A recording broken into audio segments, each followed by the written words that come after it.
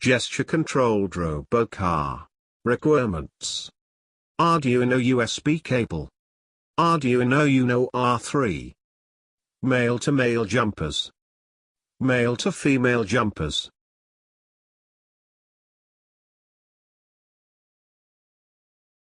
L293D motor driver IC.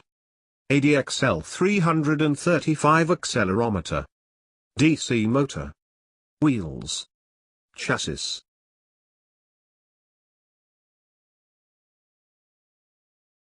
This is the circuit diagram of Gesture Controlled Robo Car. Arduino UNO R3. L293D motor driver IC.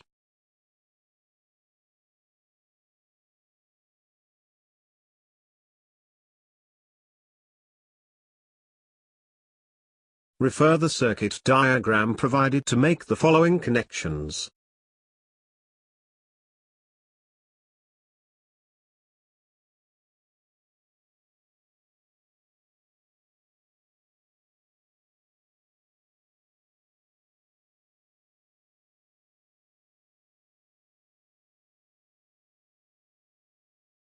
ADXL335 Accelerometer.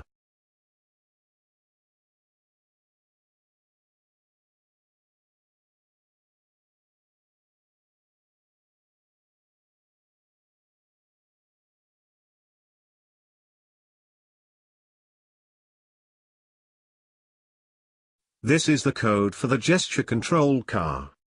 First, declare all the variables which would represent the corresponding Arduino pins, which are being used by the motors and the accelerometer, in the code. Here, right R represents second pin of right motor which is connected to the digital pin 10 of Arduino. Right B represents first pin of right motor which is connected to the digital pin 7 of Arduino. Similarly, the left R and B would represent the digital pins 8 and 11 respectively of the left motor. The three axes of the accelerometer are declared as the x-axis, analog pin A1, y-axis, analog pin A2, and z-axis, analog pin A3. The variables x, y and z are used to store the values given by axis pins of accelerometer. The void setup function is used to initialization. Pin mode is used to initialize the Arduino pins as input or output. Thus, the 4 pins controlling the motor are initialized as output, as depending on the values of the axis of accelerometer, the motors will be controlled by the Arduino. The accelerometer's axis pins are initialized as input as they would give the input to the Arduino as and when the position of the accelerometer changes.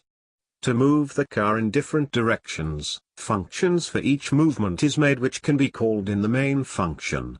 Making functions is quite beneficial while writing a long code as these can be called anywhere in main function. To move the car forward, function called void forward is made. Here the first pin of each motors are made high and the second pins are made low. This is because the motors are on in H-bridge configurations. To operate the motors in reverse direction, vice versa is done, that is, first pins of motors are made low and second pins made high. This makes the function void reverse dot. To take a left turn, a function void left is made where the left motor is stopped and right motor is made to move forward to take a left turn. Similarly, void right is a function to make a right turn. Here, the right motor is stopped and left motor is moved forward to take a right turn. The void loop function acts as an infinite loop and also the function that is equivalent to the void main function of other programming languages. First, the values from the axis pins of the accelerometer is read by digital read and stored into the respective variables in x, y and z. Now comparing the values of these variables, the car is indicated to move in different directions.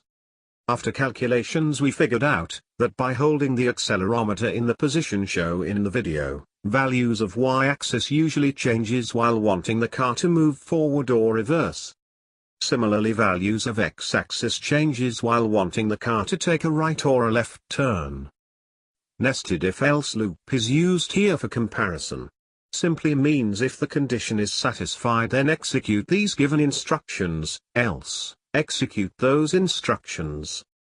Nested if-else means multiple if-else conditions. If the value of y-axis is less than 400, then a forward function is called. If the value of y-axis is more than 400, then a reverse function is called. If the value of x-axis is less than 400, then a left function is called. If the value of x-axis is more than 400, then a right function is called. So, as the accelerometer is moved in any of these four directions, corresponding function will be called and executed, enabling the car to move in a desired direction. Z-axis wasn't used as it wasn't necessary yet to know what values will the axis of accelerometer will give at various positions. The best possible way is to print the values on the serial monitor. Serial.begin is used to begin the serial communication. The baud rate is set to 9600. Using serial.write, you can print the values of the axis that were stored in the variables x, y and z. Open the serial monitor after uploading the code in Arduino. Now, analyzing the values you see on your serial monitor, you can make your own conditions and calling whichever functions you want to. Be careful about the syntax.